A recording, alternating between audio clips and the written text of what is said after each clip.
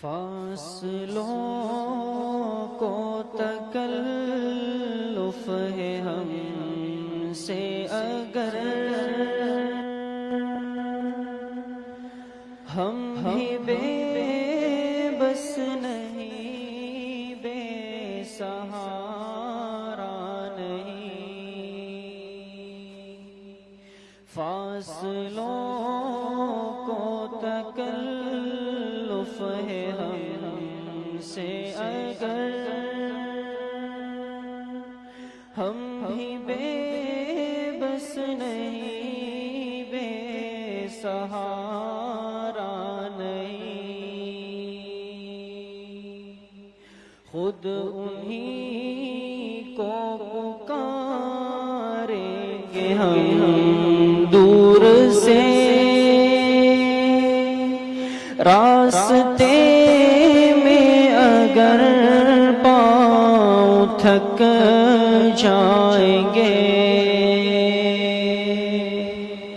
خود انہی کو پکاریں گے ہم دور سے، راستے میں اگر پاؤں تھک جائیں گے، ہم وہاں جا کے واپس نہیں آئیں گے، ڈھونڈتے ڈھونڈتے لوگ تھک جائیں گے، ہم وہاں جا کے واپس نہیں آئیں گے، اور گلیوں میں قصداً بھٹک جائیں گے، جیسے ہی سبز گنبد نظر آئے گا، بندگی کا قرینہ بدل جائے گا، جیسے ہی سبز گنبد نظر آئے گا، بندگی کا قرینہ بدل جائے گا، سر جھکانے کی فرصت ملے گی کسے، خود ہی پلکوں سے سجدے چھلک جائیں گے، سر جھکانے کی فرصت ملے گی کسے، خود ہی پلکوں سے سجدے چھلک جائیں گے، ذکر آقا جہاں بھی کیا جائے گا، ذکر ان کا جہاں بھی کیا جائے گا، نور ہی نور سینوں میں بھر جائے گا، ساری محفل میں جلوے لپک جائیں گے، اے مدینے کے زائر خدا کے لیے، داستان سفر مجھ کو یوں مت سنا، اے مدینے کے زائر خدا کے لیے، داستان مجھ کو یوں مت سنا،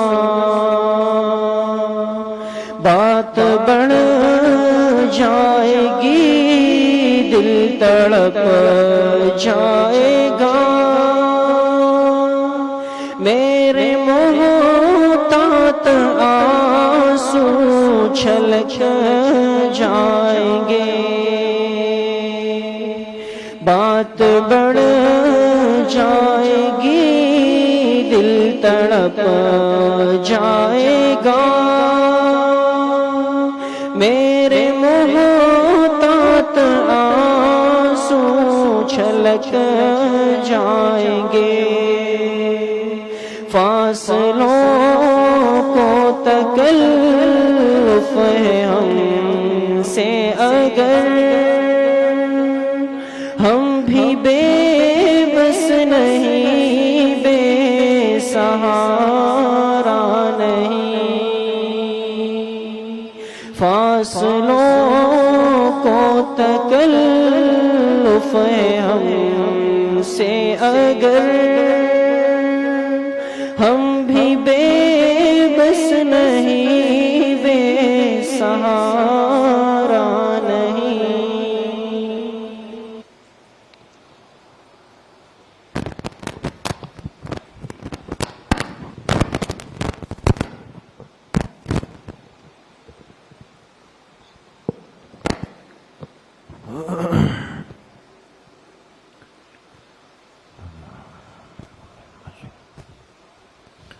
بسم اللہ الرحمن الرحیم،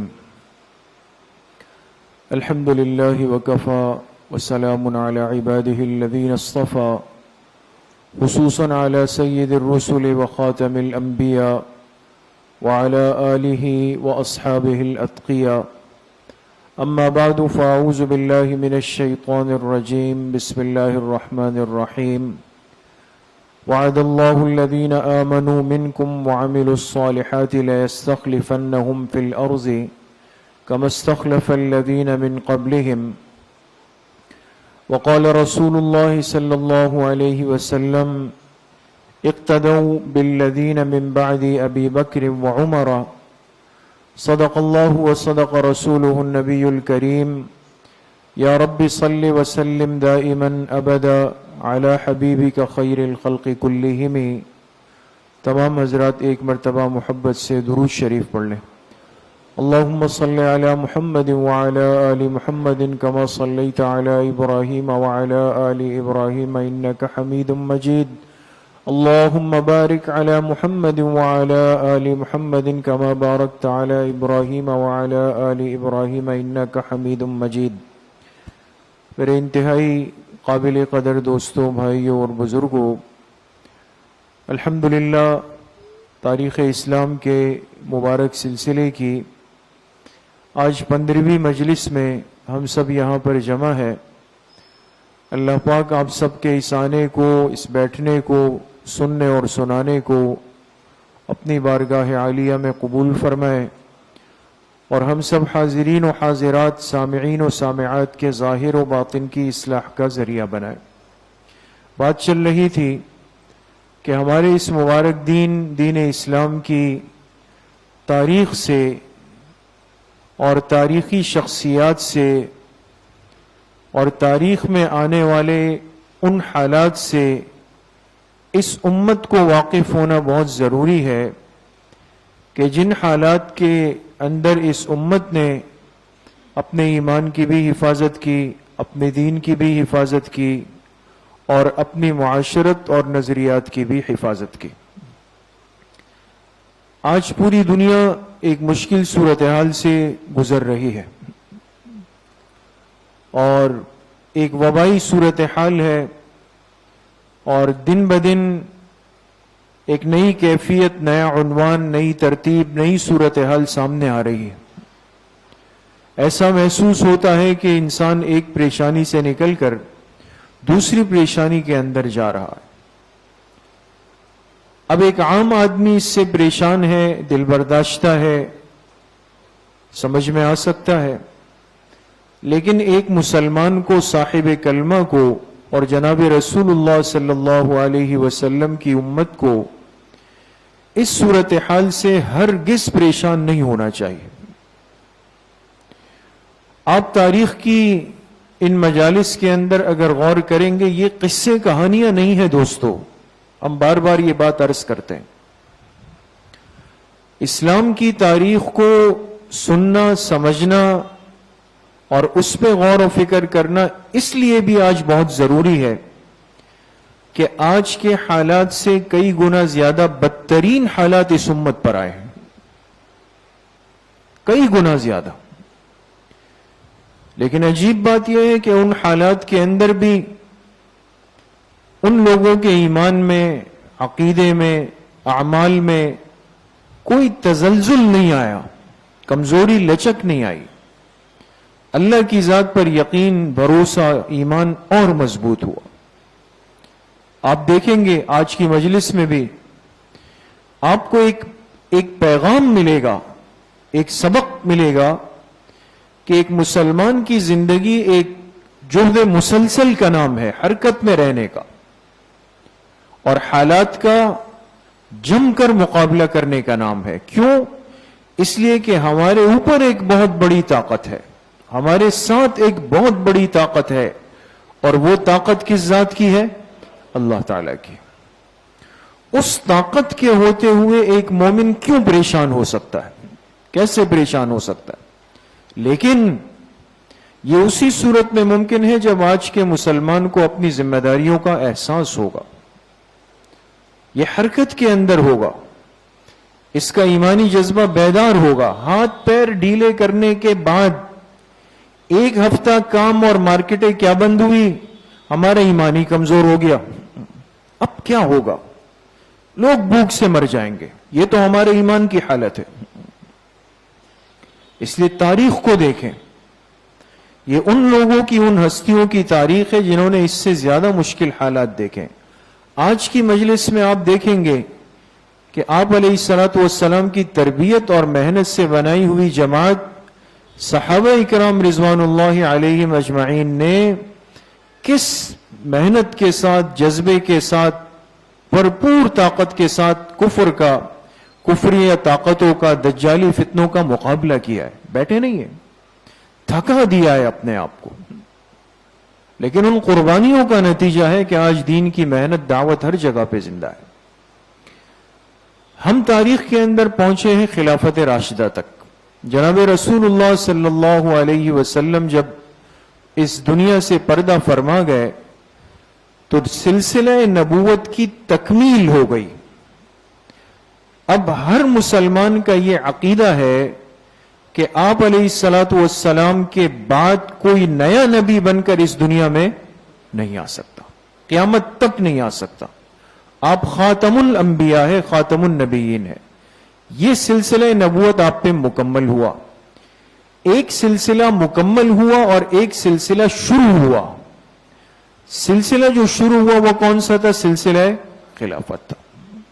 یہ حضور کی ختم نبوت کی برکت ہے. اور خلافت کے اندر جو نظام ہے وہ خلافت راشدہ ہے. وہ ترتیب جو 100% حضور علیہ الصلوۃ والسلام کے مزاج اور تربیت کے مطابق چلی ہے. اور اس خلافت راشدہ کا آغاز ہوا خلیفہ اول حضرت ابو بکر صدیق رضی اللہ تعالی عنہ سے. اس لیے کہ ان کو سب سے زیادہ حضور علیہ السلام کی معیت بھی ملی، صحبت بھی ملی، تربیت بھی ملی، ساتھ بھی ملا.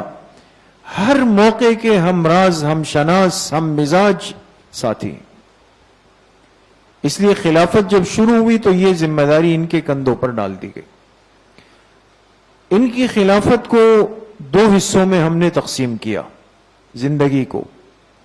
ایک حصہ حضرت ابو بکر صدیق رضی اللہ عنہ کی ولادت تا خلافت، اس پہ بات ہو چکی ہے. دوسرا حصہ ہے خلافت تا وفات. جس دن حضرت ابو بکر کو خلافت ملی اور مسلمانوں کے خلیفہ بنے، اس دن سے لے کر وفات تک کا جو مکمل عرصہ ہے یہ کیسے گزرا. اس خلافت کی کل مدت کتنی تھی؟ آپ کے سامنے بار بار یہ بات آئی. کل مدت کتنی ہے؟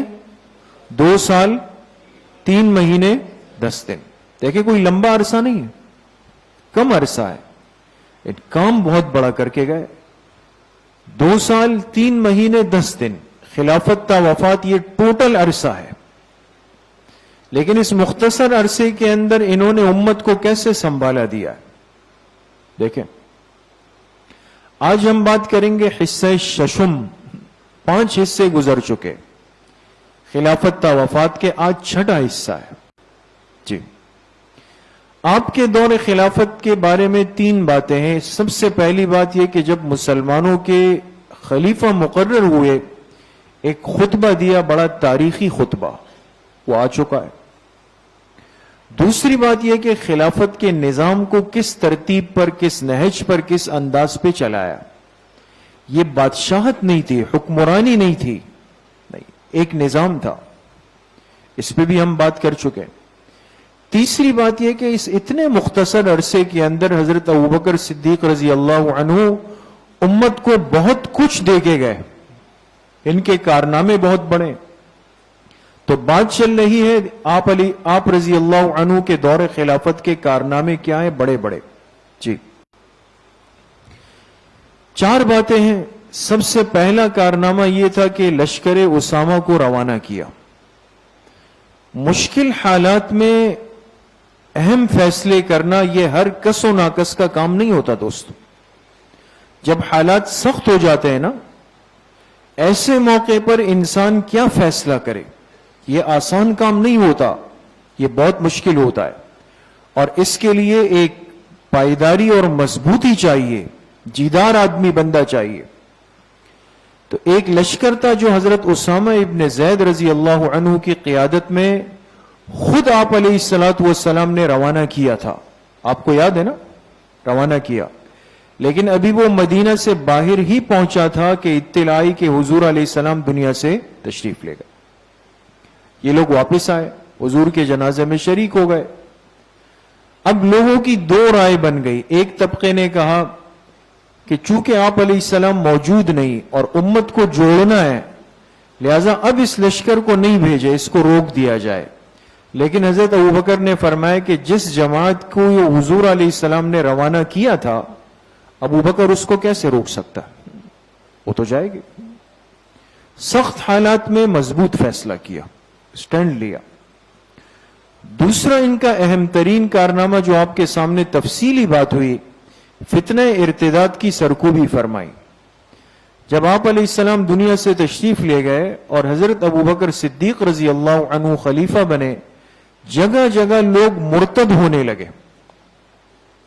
کسی نے کیا عنوان، کسی نے کیا عنوان، کسی نے کیا عنوان. کسی نے کہا بھئی آپ علیہ السلام تھے تو ہم پابند تھے، جب آپ چلے گئے تو اب ہم اس دین کے پابند نہیں ہیں. کسی نے کہا کہ حضور علیہ السلام زکوٰۃ لے سکتے تھے، ہم باقی دین پر عمل کریں گے لیکن زکوٰۃ نہیں دیں گے. اور کتنے مقامات پر خود لوگوں نے اٹھ کر نبوت کے جھوٹے دعوے بھی کر دیے. یہ ارتداد کا بڑا خطرناک فتنہ تھا. لیکن حضرت ابوبکر صدیق رضی اللہ عنہ نے بڑی حکمت کے ساتھ، مصلحت کے ساتھ اور ڈٹ کر اس کا مقابلہ کر کے ان فتنوں کو ختم فرما دیا. تیسرا بہت بڑا کارنامہ وہ حفاظت قرآن کریم کا تھا. اس پہ ہم بات کر چکے ہیں. قرآن کریم حضور علیہ السلام کے زمانے میں مختلف چیزوں پر تھا، ہے نا. وحی اترتی، کبھی 1 آیت، 2 آیت، کبھی سورت، کبھی 10 آیتیں، 5 آیتیں. چونکہ خود آپ علیہ السلام صاحب وحی ہے نا، تو خطرہ نہیں تھا وحی کے ضائع ہونے کا. تو آپ فرماتے بھئی اس کو لکھ لو. ایک جماعت تھی، کبھی کپڑے کا ٹکڑا ملا اس پہ لکھ دیا، کسی نے لکڑی پر لکھ دیا، کسی نے کاغذ پہ لکھ دیا، کسی نے چمڑے پر لکھ دیا. اب مختلف حصوں میں قرآن کریم بٹا ہوا تھا، لیکن خطرہ نہیں تھا کہ ضائع ہوگا. خطرہ کیوں نہیں تھا؟ اس لیے کہ آپ علیہ السلام خود بنفس نفیس موجود ہے، خطرہ ہی نہیں ہے. لیکن جب آپ علیہ السلام تشریف لے گئے اور نئے نئے فتنے اٹھنے لگے تو اب بہت بڑا خطرہ تھا کہ کہیں قرآن کریم ضائع نہ ہو جائے. تو حضرت عمر رضی اللہ عنہ سے مشورے کے بعد قرآن کریم کی حفاظت کی ایک ترتیب بنی. ترتیب کیا تھی، کیسے بنی، وہ سب تفصیل پچھلی مجلس میں گزر گئی دوستو. چوتھا اہم ترین کارنامہ حضرت ابو بکر صدیق رضی اللہ عنہ کا جو آج کی مجلس میں ہمارا موضوع ہے کہ جب خلیفۃ المسلمین بنے تو اسلامی ریاست کی توسیع فرمائی. توسیع کہتے ہیں پھیلا دینے کو. اصل کمال یہ ہوتا ہے انسان جس چیز کو حق سمجھتا ہے، برحق سمجھتا ہے، اور جس کو اپنی زندگی کا مشن اور ویژن بنا لیتا ہے، اس کو اپنی ذات تک یا محدود نہیں رکھتا، اس کو آگے پھیلاتا ہے، آگے لے کر چلتا ہے. 2 سال 3 مہینے 10 دن کا عرصہ ہے، لیکن حضرت ابوبکر صدیق رضی اللہ عنہ کے ذمے جو کام آپ علیہ السلام لگا کر گئے دین کی دعوت کا، اس کو لے کر کے آگے بڑھ گئے. اسلامی ریاست کو خوب پھیلایا آگے، اور اس پھیلانے کے اندر کتنی قربانی دینا پڑی، کتنی حکمت کے ساتھ چلنا پڑا، کیا طریقے اختیار کیے، وہ آج کی مجلس میں آپ دیکھیں گے کہ اسلامی ریاست کو حضرت ابوبکر صدیق رضی اللہ عنہ نے کیسے پھیلایا ہے. آج اگر ہم اپنی زندگیوں پر غور کریں نا دوستو، ہم ایک دفاعی پوزیشن میں امت کھڑی ہوئی ہے. اپنا ایمان بچانا، دین بچانا، وطن بچانا، ملک بچانا مشکل ہے. ہر ایک ڈرتا ہے کہ کہیں مجھے قربانی کا بکرا نہ بنا دیا جائے. 1.5 ارب سے زائد مسلمان آبادی دنیا میں ہے. 1.5 ارب سے زائد آبادی. ہر 3 فرد میں سے محققین کہتے ہیں 1 آدمی مسلمان ہے دنیا کا. اتنی بڑی تعداد، اتنے بڑے وسائل، اتنے اسباب اور وسائل، اس سب کے باوجود بھی کیا وجہ ہے کہ ہر جگہ مسلمان جو ہے وہ ایک مسکین بکری کی طرح گھوم رہا ہے، جو چاہتا ہے اس کے ساتھ کھلواڑ کر رہا ہے. ان حضرات کو دیکھنا، سمجھنا، جاننا، سننا ضروری ہے. اسلامی ریاست کی توسیع فرمائی. کیسے فرمائی؟ جی، اسلامی ریاست کی توسیع کے لیے حضرت ابوبکر صدیق رضی اللہ عنہ نے پوری دنیا کے نقشے کو سامنے رکھا ہے. آپ بہت غور فرمائیں گے دوستو. ایک ہے فتوحات عراق اور دوسرا حصہ ہے فتوحات شام. یہ دونوں نام ہر ساتھی نے سنے ہوئے. آج بھی دنیا کے نقشے پر ایک اسلامی ملک موجود ہے، اس کا نام کیا ہے؟ عراق ہے. اور ایک ملک موجود ہے دنیا کے نقشے پر، اسلامی ملک ہے جس کی آبادی مسلمان ہے، اس کا نام کیا ہے؟ شام. یہ دونوں امت مسلمہ کے بڑے تاریخی ملک ہیں، عراق اور شام. حضرت ابوبکر صدیق رضی اللہ عنہ نے اسلامی ریاست کو آگے پھیلانے کے لیے دنیا کے نقشے کو سامنے رکھا.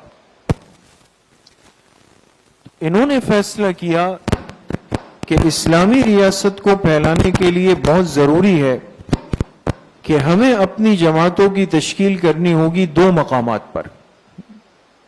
کتنے مقامات پر؟ 2 مقامات پہ. ایک عراق کی طرف اور ایک شام کی طرف.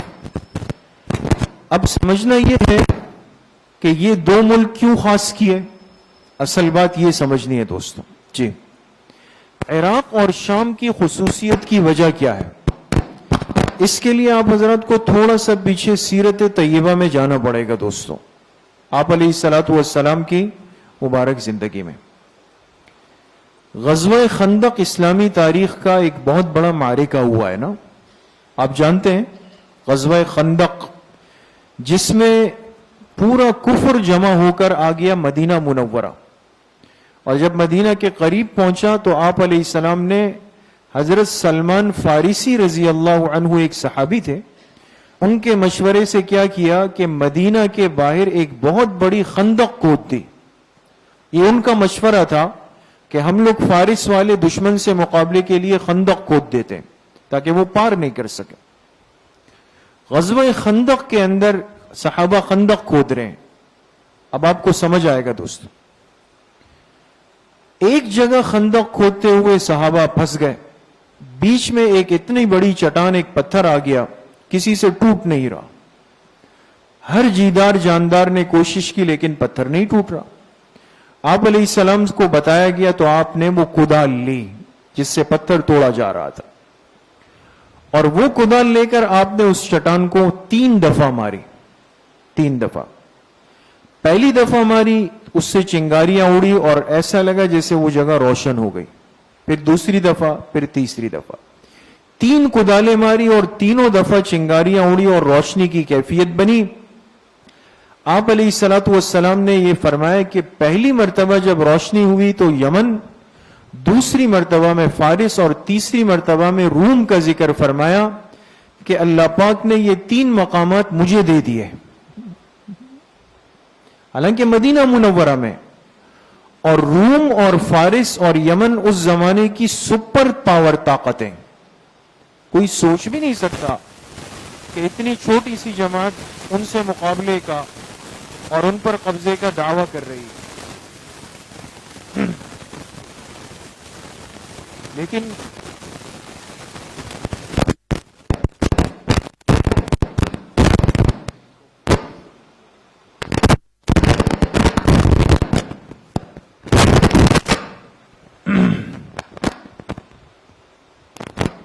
اب دیکھیں 3 مقامات کا ذکر کیا آپ نے, ایک یمن کا, ایک فارس کا اور ایک روم کا. نظر آ رہا ہے دوستوں؟ اچھا, آپ نے فرمایا اللہ نے مجھے 3 مقامات دے دیے. اللہ کی شان کے یمن کے جو لوگ تھے یہ تو ان کی تعریف آئی ہے حدیث میں. آپ علیہ السلام کی حیات ہی میں یمن اسلام میں داخل ہو گیا. وہ تو قصہ ختم ہو گیا. رہ گئے کتنے ملک؟ فارس اور روم. فارس جو ہے یہ موجودہ زمانے کا ایران ہے, اور روم آج بھی ہے جس پر عیسائی حکومت ہے.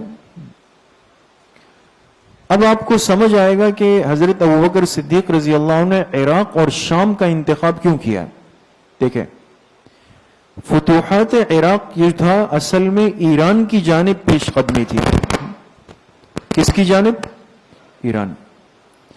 کبھی ہوتا ہے نا, کسی کو قابو کرنے کے لیے پہلے اس کے پڑوسی کو قابو کرنا ہوتا ہے. اب براہ راست تو ایران تک پہنچنا مشکل تھا, تو حضرت ابوبکر صدیق رضی اللہ عنہ نے اس کے پڑوس میں جو عراق تھا اس کی طرف ایک جماعت کو مقرر کیا, تشکیل فرمائی. ایک شام کو کیوں منتخب کیا کہ شام حقیقت میں روم کی جانب پیش قدمی تھی, اس لیے کہ روم کی بالکل سرحد پر شام موجود ہے. عراق کو فتح کرنے کا مطلب یہ تھا کہ ایران فتح ہو گیا, اور شام کو فتح کرنے کا مطلب یہ تھا کہ روم فتح ہو گیا. سمجھ میں آ گئی؟ اور ایران اور روم اس زمانے کی سپر پاور ہے. آج کل لوگ کہتے ہیں بھئی امریکہ سپر پاور ہے, ایک وقت میں کہتے تھے رشیا سپر پاور ہے, اب چائنا کی بات ہوتی ہے. ہم مسلمان تو دوسروں کی تعریفیں اور طاقتیں بیان کرتے ہیں کہ فلاں سپر پاور ہے. دنیا نے دیکھ لیا, یہ اس زمانے کی سپر پاور مشہور تھی, ایک ایران اور ایک روم. تو ان کے قرب تک پہنچنے کے لیے ضروری تھا کہ عراق اور شام کو کنٹرول میں لے لیا جائے. اس لیے حضرت ابوبکر صدیق رضی اللہ عنہ نے 2 جماعتیں تشکیل دی, ایک عراق کے لیے اور ایک شام کے لیے. آج کی مجلس میں ہم بات کریں گے عراق پر دوستو. جی, فتوحات عراق. اب عراق کو فتح کرنے کے لیے حضرت ابوبکر صدیق رضی اللہ عنہ نے کیا کیا؟ عراق کے 2 حصے بنائے, ایک جنوب عراق اور ایک شمال عراق. جنوب عراق کی طرف جس جماعت کو روانہ کیا ان پر 3 امیر مقرر کیے. بہت غور فرمائیں گے دوستو. جنوب عراق ایک مشہور صحابی رسول جن کا لقب ہی سیف اللہ ہے, اللہ کی تلوار, اور آپ آگے دیکھیں گے ہر معرکے میں آگے ان کا نام آتا اور کافر دم دبا کے بھاگتے. حضرت خالد ابن ولید. دوسرے نمبر پہ مثنى ابن حارثہ, تیسرے نمبر پہ قعقاع ابن عمر. 3 حضرات طے ہوئے کس جگہ کے لیے؟ جنوب عراق کے لیے. عراق کے شمال کے لیے 2 حضرات طے ہوئے, عیاض ابن غنم اور عبد یغوث حمیری رضی اللہ عنہم. یہ سب صحابہ ہیں. یہ جماعتیں طے ہو گئی، یہ جنوب کے لیے اور یہ شمال کے لیے طے ہو گئی. اچھا، لیکن اس بیچ میں ایک بات سمجھ لیں تھوڑی سی. یہ جو مثنى ابن حارثہ ہے نا، یہ ان کا تعلق تھا حمیر کے علاقے سے، اور یہ بالکل عراق کا ایک بارڈر تھا.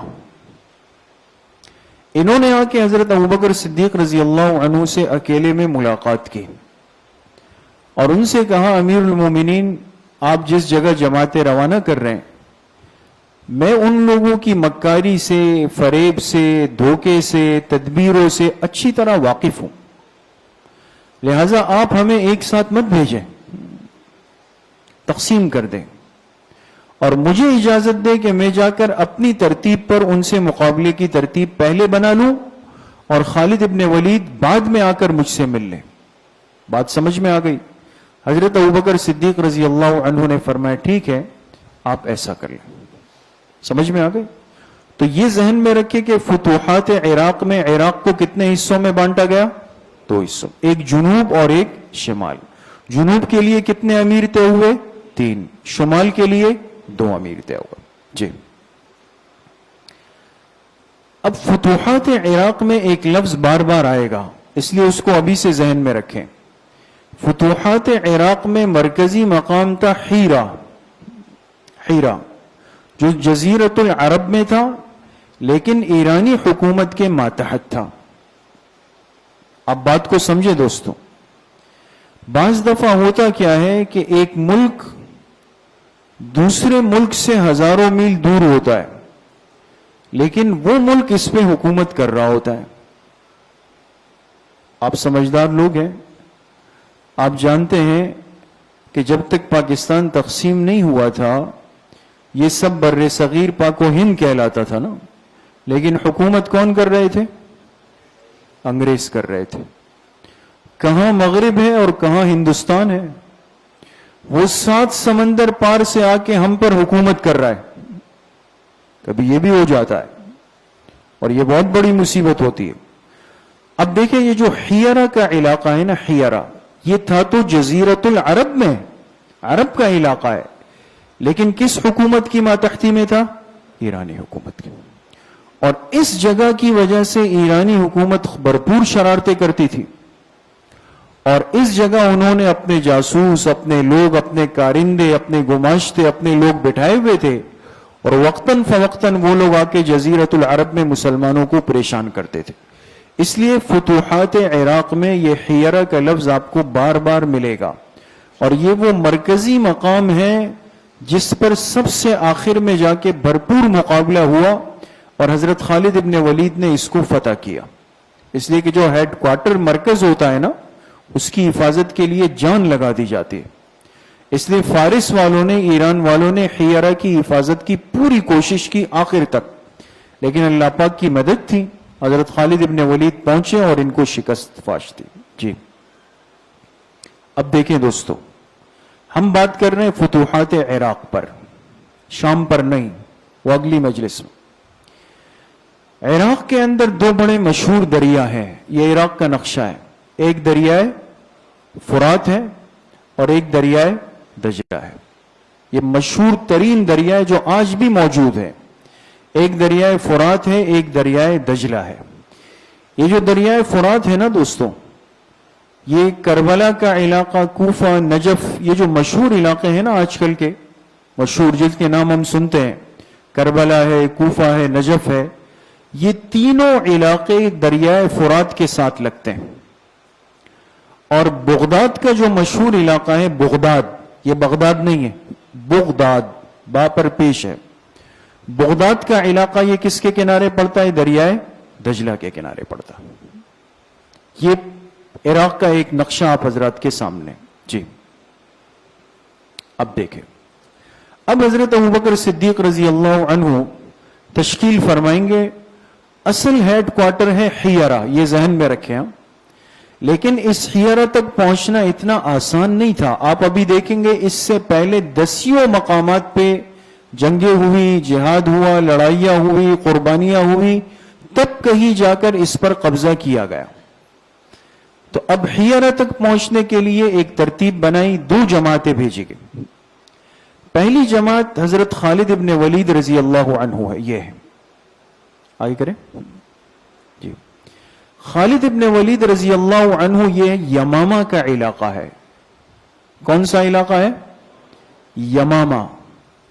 اور آپ کو یاد ہوگا کہ یمامہ کے اندر ایک شخص نے نبوت کا جھوٹا دعویٰ کیا تھا.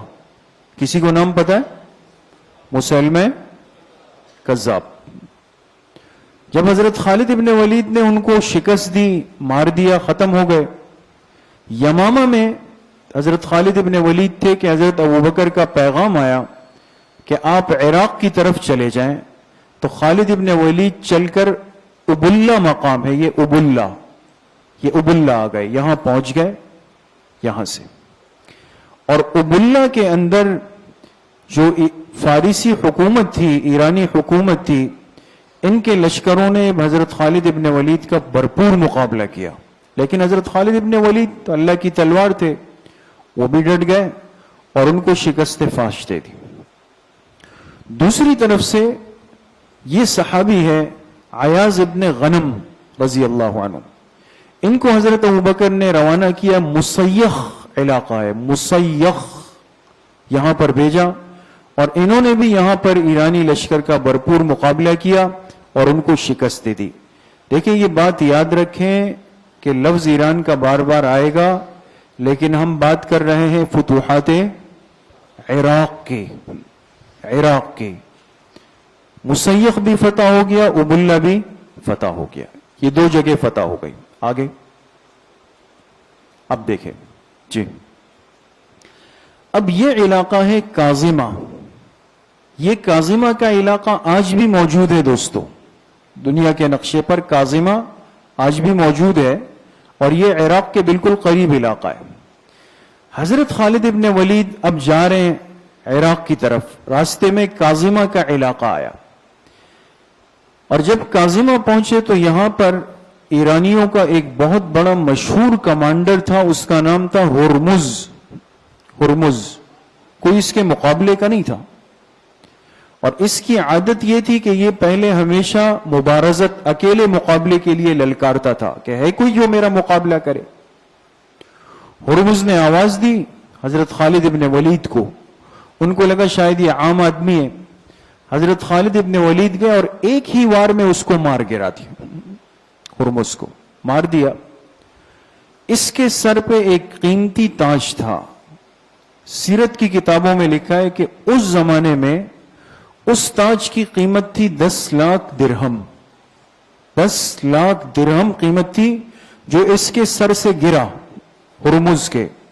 اور حضرت خالد ابن ولید نے وہ تاج اٹھا کے فوراً حضرت ابوبکر کی خدمت میں بھیج دیا. امانت و دیانت تھی, بھیج دیا. کاظمہ پر قبضہ کر لیا اور یہاں کے لوگوں پر جزیہ ٹیکس لگا دیا, لیکن بہت معمولی, ہلکا سا ایک ٹیکس لگا دیا تاکہ یہ لوگ ماتحت رہے. کاظمہ یہاں پہ فتح ہو گیا جی.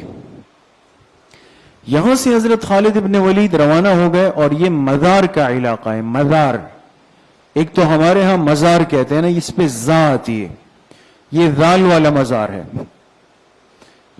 مزار علاقے میں پہنچے. یہاں پر ایک کمانڈر تھا, اس کا نام تھا قارن. یہ بھی بڑا مشہور جنگجو تھا. حضرت خالد ابن ولید کے مقابلے میں آیا, انہوں نے اس کو بھی مار گرایا, شکست دے دی. مزار پہ بھی قبضہ ہو گیا جی. پیچھے کریں. پھر ایک علاقہ ہے, یہ ہے ولجہ. ولجہ حضرت خالد ابن ولید پہنچے اور یہاں پر بھی ایرانی لشکر تھا, ان کو بھی شکست فاش دے دی. سمجھ میں آ گئی بات دوستو. یہ اب دیکھیں حضرت خالد ابن ولید عراق تک پہنچنے کے لیے ان کو کتنا گھومنا پڑا. کاظمہ, پھر مزار, پھر ولجہ, یہاں پہنچ گئے. لیکن یہاں پہنچنے کے بعد حضرت خالد ابن ولید نے ایک بڑی سمجھداری والا فیصلہ کیا. غور کریں دوستو, جب دشمن شکست کھاتا ہے نا میدان میں, یہ ہمیشہ پیچھے سے وار کی کوشش کرتا ہے. پھر ہمارے ہاں کہتے بھاگتے چور کی لنگوٹی صحیح. وہ کہتے کچھ تو ذلیل تو ہو گئے, کچھ تو کرنا چاہیے. تو حضرت خالد ابن ولید کو اندازہ تھا کہ ہم یہ فتوحات تو کر رہے ہیں لیکن یہ دشمن اتنا ہلکا نہیں ہے, یہ یقیناً پیچھے سے ہم پہ حملہ آور ہو جائے گا. لہذا کیا اپنی جماعت کے 3 حصے بنا دیے. کتنے حصے؟ 3. ایک حصہ اپنے ساتھ آگے رکھا اور 2 حصوں کو بالکل پیچھے رکھا اور ان سے کہا کہ اگر پیچھے سے ہم پر کوئی حملہ آور ہو تو تم ان پہ حملہ آور ہو جانا. پہلے سے ایک ترتیب بنائے. دیکھیں, یہ دیکھیں, اب آپ کو سمجھ میں آ جائے گا دوستوں. یہ لشکر اسلام تھا, یہ مشہور قبیلے ہیں تمیم, ربیعہ اور طے, یہ اسلامی اور یہ فارسی لشکر تھا.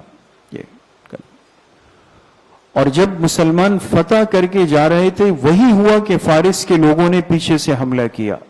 لیکن یہ 2 جماعتیں دوستو, یہ جو ایسے کوشچن مارک بنے ہوئے نا, یہ وہ 2 جماعتیں تھی جو خالد ابن ولید رضی اللہ عنہ نے پیچھے سے مقرر کی. ایک پہ بسر ابن ابی روم, ایک پہ سعید ابن مرہ عجلی رضی اللہ عنہ. یہ لوگ بالکل پیچھے سے آ گئے گھوم کر, یہاں آ کے ان کے سروں پہ. اب یہاں سے حضرت خالد ابن ولید, یہاں سے یہ دونوں ان کو درمیان میں پیس کر رکھ دیا. ترتیب بنا دی پوری, مہارت تھی جی.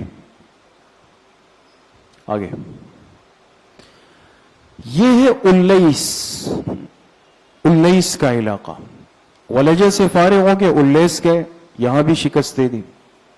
یہ ہے امغیشیہ کا علاقہ, یہاں بھی حضرت خالد ابن ولید گئے, ان کو بھی شکست دے دی جی.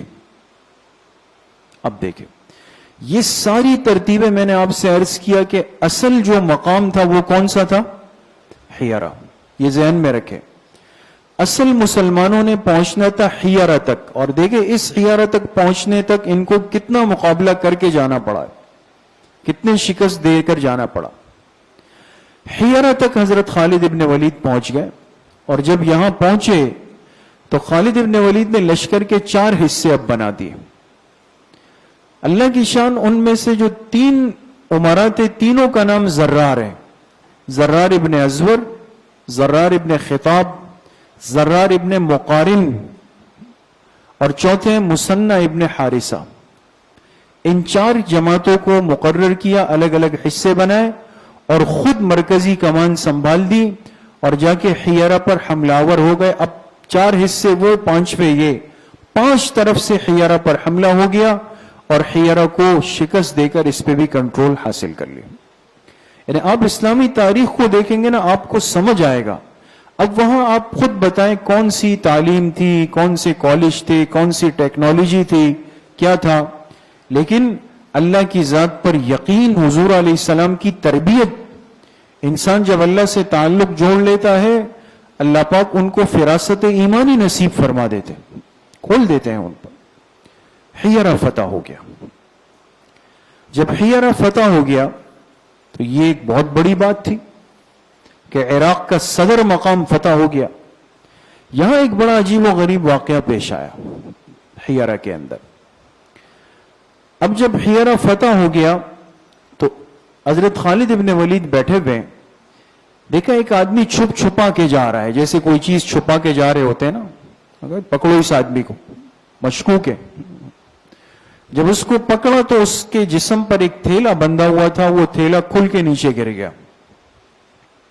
اس کو بلایا, کیا ہے؟ اس نے کہا یہ پورا تھیلا زہر سے بھرا ہوا ہے, اس میں زہر ہے. کیوں رکھا؟ کہا ہمیں پتا تھا کہ بھئی خالد ابن ولید آ رہے ہیں اور انہوں نے پیچھے سب کو شکست دی ہے, تو ہماری غیرت کے خلاف ہے کہ بھئی ہمیں شکست دے. ہم نے طے کیا تھا کہ یا تو ہم فاتح بنیں گے یا یہ کہ زہر کھا کے مر جائیں گے, لیکن بہرحال آپ لوگ ہم پہ غالب آ گئے. تو یہ زہر کی وہ تھیلی میں نے اپنے جسم سے باندھی ہوئی تھی, وہ لے کے جا رہا تھا. اب یہاں ایک بڑا ایمانی واقعہ پیش آیا. حضرت خالد ابن ولید رضی اللہ عنہ نے فرمایا کہ یہ کتنا خطرناک زہر ہے. اس نے کہا اگر کوئی اس کو سونگھ لے تو اس کی جان اسی وقت چلی جاتی. حضرت خالد ابن ولید نے وہ زہر کی تھیلی اٹھائی, اور یہ صحیح روایت ہے, بسم اللہ الذی لا یضر مع اسمہ شیء فی الارض ولا فی السماء وهو السمیع العلیم. یہ دعا سب کو یاد ہے نا؟ یہ بڑی قیمتی دعا ہے دوست. یہ دعا پڑھ کے حضرت خالد ابن ولید نے وہ سارا زہر پی لیا ان کے سامنے, کچھ بھی نہیں ہو. لیکن میرے عزیزو دوستو بزرگو, یہاں پہنچ کر تھوڑا سا سٹاپ کریں گے, رک جائے. یہ ہر آدمی کا مقام نہیں ہے اور نہ ہر صاحب ایمان سے اس کا مطالبہ ہے. ان حضرات کا جو ایمان تھا نا, وہ پہاڑ سے زیادہ سخت تھا, ایمان تھا مضبوط. ہم تو کمزور ایمان والے لوگ ہیں, ہم تو ایک دوسرے سے آج کل فاصلہ رکھتے ہیں, احتیاط کے درجے میں, اسباب کے درجے میں. یہ تو چٹان جیسے لوگ تھے. وجہ کیا تھی؟ ایک اصولی بات آج کی مجلس میں سمجھیں. زہر ہے, آگ ہے, پانی ہے, لوہا ہے, مٹی ہے, ہوا ہے, جو چیز بھی دنیا میں, ہر چیز میں اللہ نے کوئی اثر رکھا ہے. جیسے آگ ہے, آگ میں آپ کوئی چیز پھینک دیں گے تو کیا ہوگا؟ جل جائے گی. پانی میں کوئی چیز پھینک دیں گے وہ ڈوب جائے گی. ہوا میں اڑا دیں گے اڑ جائے گی. کوئی زہر کھا لے گا مر جائے گا. یہ ہے ان اسباب کی تاثیر. یہ ان اسباب کی کیا ہے دوستو؟ تاثیر. لیکن ایک مسلمان کی زندگی میں تاثیر کے بعد ایک اور درجہ بھی آتا ہے, اور وہ ہے مؤثر کا. وہ کون سی ذات ہے جس نے اس چیز میں یہ اثر ڈالا ہے؟ سمجھ میں آ گئے؟ اب کافر کہتا ہے کہ زہر کھانے کی وجہ سے بندہ اس لیے مرا کہ زہر مار دیتا ہے. ہم کہتے ہیں زہر کھانے کی وجہ سے اس لیے مرا کہ اللہ کا حکم تھا کہ زہر کی وجہ سے مرے گا. لہذا اگر اللہ کا حکم نہ ہو تو زہر مار سکتی ہے دوستو؟ نہیں. خالد ابن ولید زندہ ہے. آگ کا کام ہے جلانا, لیکن ابراہیم علیہ السلام کو پھینکا گیا, آگ نے نہیں جلایا. معلوم ہوا کہ تأثیر الگ چیز ہے, مؤثر الگ چیز ہے. جب تک مؤثر کا حکم نہ ہو, مسبب الذات کا حکم نہ ہو, اس وقت تک وہ چیز اپنا کام نہیں کر سکتی. لیکن اس کے لیے میرے دوستوں بزرگوں ایک مضبوط درجے کا ایمان چاہیے. اس لیے ان چیزوں پر عمل نہیں کرنا ہے, اس لیے ہمیں تو اپنے ایمان کی حفاظت کرنی ہے. لیکن یہ اندازہ ضرور ہوتا ہے کہ یہ حضرات حضور علیہ السلام کے کیسے بنائے ہوئے لوگ تھے اور ان کا ایمان کتنا مضبوط تھا. جی یہ دیکھیں, اب پورے عراق کے جنوبی حصے پر حضرت خالد ابن ولید نے تقریباً قبضہ کر لیا پورا.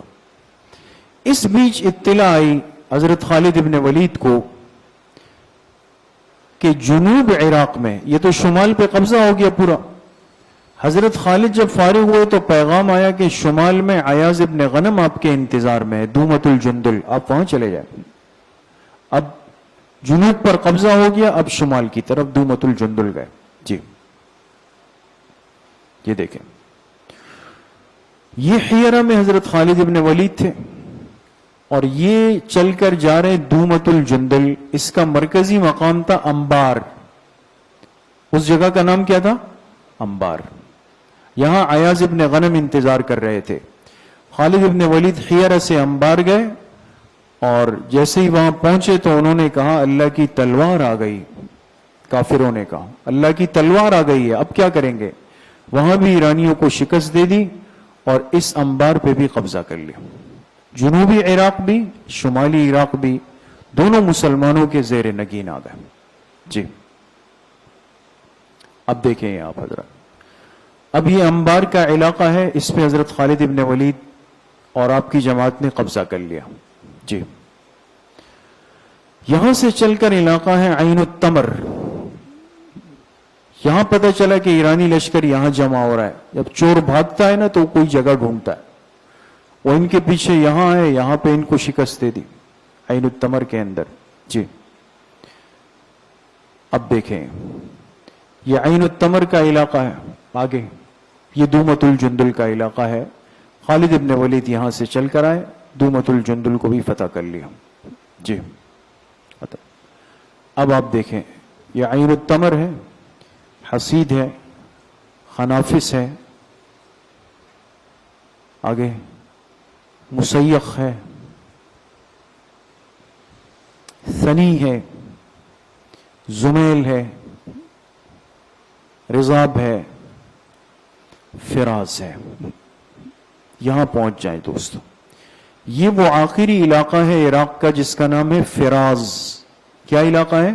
فراز، جس پہ حضرت خالد ابن ولید نے جا کے حملہ کیا اور اس پہ قبضہ کر لیا. جب اس پہ قبضہ ہو گیا دوستو، یہاں ایک عجیب بات ہو گئی. یہ سن 12 ہجری کا واقعہ ہے اور ذی الحجہ کا مہینہ شروع ہو گیا. اب آپ میں سے کوئی بتا سکتا ہے کہ ذی الحجہ کے مہینے میں دین اسلام کا کون سا رکن ادا ہوتا ہے؟ حج ادا ہوتا ہے. 12 ہجری ذی الحجہ کا مہینہ ہے. حضرت خالد ابن ولید بہت دور فراز میں عراق میں بیٹھے ہوئے. دل میں آیا کہ حج کرنا چاہیے.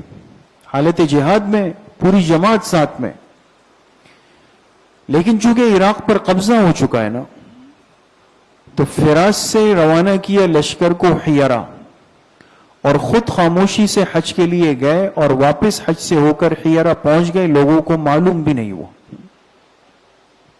کچھ سمجھ میں آئی بات دوستو؟ یہ سمجھداری ہوتی. ضروری نہیں کہ آپ اپنی ہر لوکیشن اور اپنی ہر حرکت دنیا کو بتاتے پھر رہے ہیں. آج اس چیز نے ہمیں بالکل تباہ کر کے رکھ دیا ہے اور بہت بڑا نقصان دے دیا ہے امت کو. ہم یہاں سے وہاں ہلتے نہیں ہیں اور اپنی فیس بک آئی ڈی پر اپنی لوکیشن لگاتے ہیں کہ حضرت والا یہاں پہنچ گئے، اب حضرت والا یہاں پہنچ گئے، اب حضرت والا یہاں پہنچ گئے. ساری چیزیں حکمت کی. ایک تو خیر ہم جیسے عام لوگ ہیں وہ مسئلہ نہیں ہے. ایک بات تجربے کی عرض کر رہا ہوں اور بڑی قیمتی بات عرض کر رہا ہوں دوستو. اپنے بڑوں کو، قیمتی لوگوں کو نقصان سے بچانے کے لیے کبھی بھی ان کی نقل و حرکت دوسرے کو مت بتائیں، اور نئے انسان کو خود بتانی چاہیے. اب خالد ابن ولید حالت جہاد میں حج کا ارادہ ہوا، جماعت کو بتایا بھی نہیں، خاموشی سے آ کے حج کیا، حج سے فارغ ہو کے چلے بھی گئے، ان کو پھر بھی نہیں پتا چلا. سمجھ میں آ گئی؟ یہ چیزیں احتیاط کی متقاضی ہوتی ہے. جو چیز جتنی جلدی کھول دی جائے نا، اس میں اتنی بے برکتی شروع ہو جاتی ہے. آپ تجربہ کر لیں. آپ نے ابھی ایک کام کیا نہیں لیکن ڈھنڈورا پہلے پیٹ دیا. ایک چیز خریدی نہیں، ڈھنڈورا پہلے پیٹ دیا. ایک سفر ابھی شروع کیا نہیں، ڈھنڈورا پہلے پیٹ دیا. آپ کھلی آنکھوں دیکھ لیں گے کہ آپ کے اس کام میں رکاوٹیں آنا شروع ہو جائیں گے، شروع ہو جائیں گے. ہمیشہ اس حکمت کو سیکھیں صحابہ کی زندگیوں سے. حج جیسا عمل کر کے گئے، واپس بھی آ گئے، کسی کو پتا بھی نہیں. جی، اب یہ آپ کے سامنے پورا وہ نقشہ ہے عراق کا کہ جن جن علاقوں سے ہوتے ہوئے حیرہ پر قبضہ ہوا. جی آپ دیکھیں گے، آگے چلتے رہیں، آگے آگے آگے آگے. یہ آ گیا، فراز آ گیا. یہ وہ آخری علاقہ تھا. یہ پورا عراق شمال اور جنوبی، یہ اللہ پاک نے حضرت ابوبکر صدیق رضی اللہ عنہ کی خلافت کے اندر داخل کر دیا. جی، اور یہ ہے وہ منظر کشی دیکھ سکتے ہیں آپ کہ مدینہ منورہ سے حضرت خالد ابن ولید گئے تھے، فراز تک پہنچ گئے نا، ہے نا. لشکر کہاں پہ ہے؟ حیرہ میں. اور حضرت خالد ابن ولید کہاں آ گئے؟ مکہ مکرمہ حج کے لیے. دیکھ رہے ہیں دوستو، اتنا لمبا سفر کر کے امیر المجاہدین حج کے لیے آ گئے، لشکر یہاں پہ حج کر کے پھر واپس یہاں پہ چلے بھی گئے، ان کو پتہ بھی نہیں چلا ہے. جی ختم. یہ تھا فتوحات عراق. ایک حصے پر حضرت ابوبکر صدیق رضی اللہ عنہ نے غلبہ پا لیا. اب انشاءاللہ اگلی مجلس میں ہم بات کریں گے فتوحات شام پر، بات کریں گے کہ شام کو کس طریقے سے حضرت خالد ابن ولید رضی اللہ تعالی عنہ نے فتح کیا. اللہ کریم مجھے بھی آپ سب کو صحیح عمل کی توفیق نصیب فرمائے. وآخر دعوانا ان الحمد للہ رب العالمین. دعا سے پہلے ایک چھوٹا سا اعلان سن لیں کہ جیسے ہمارے ہاں تدریسی تعلیمی مختلف سلسلے ہیں، درس نظامی ہے، شعبہ حفظ و ناظرہ ہے، شعبہ بنات ہے، تعلیم دین کورس ہے، جتنے بھی سلسلے ہیں تو ان کی تعطیلات چھٹیاں چل رہی تھی، آج تک تھی، لیکن یہ لاک ڈاؤن اور وبائی صورتحال کی وجہ سے مشورے میں طے ہوا کہ انشاءاللہ اب ان کی تعطیلات آنے والے جمعے تک بڑھا دی گئی ہیں۔ تمام شعبوں کے اندر چھٹیاں آنے والے جمعے تک ہوگی اس وبائی صورتحال کے باعث، لہٰذا جتنے طلبہ طالبات معلمات تشریف فرما ہے یا اساتذہ اکرام تو وہ یہ بات نوٹ کر لیں، دوسروں کو بھی اطلاع دیں۔ انشاءاللہ تدریسی عمل جمعے کے دن تک موقوف ہے۔ الحمدللہ رب العالمین والصلاة والسلام علی سید الانبیاء والمرسلین۔